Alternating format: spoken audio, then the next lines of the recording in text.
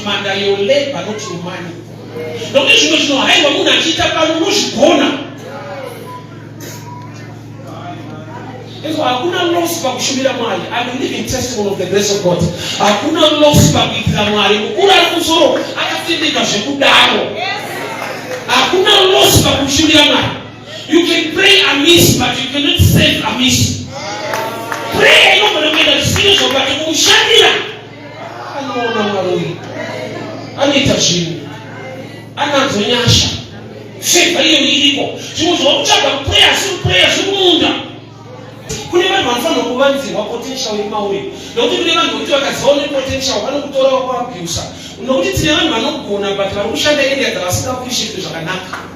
Zvaunoita izvino unoita mari nazvo kuti vakanozviitira kuvanhu vasina basa nemi. Why? Because vakakasika kuona chiri mauri vakakutora. Yeti pane kwavanofanirwa kuenda kwachinogamuchirwa zvakanaka.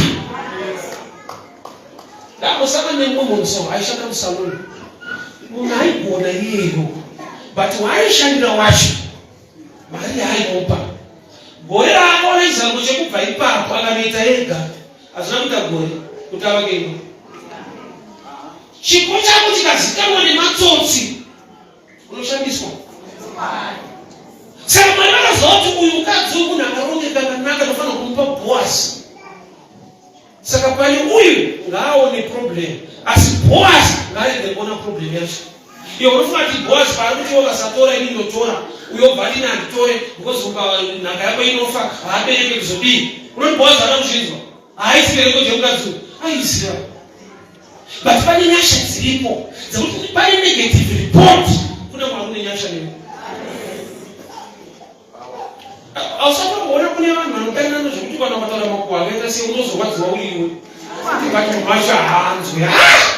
Tatopa ma-screenshots haana basa nazvo.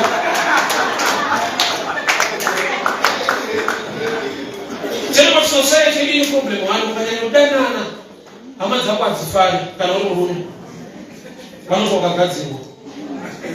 Vasauzive. Murume usano kudana nemukadzi wake hama dzako hadzifari. Tine kaita African syndrome kutaiwa. Ukaona nyika kuti usanokudzika munokutenda dzimai muso akuwadzwa. Wafika kuna rudo. Unokuwa munhu. Unisana tuda munhu akagadzirwa.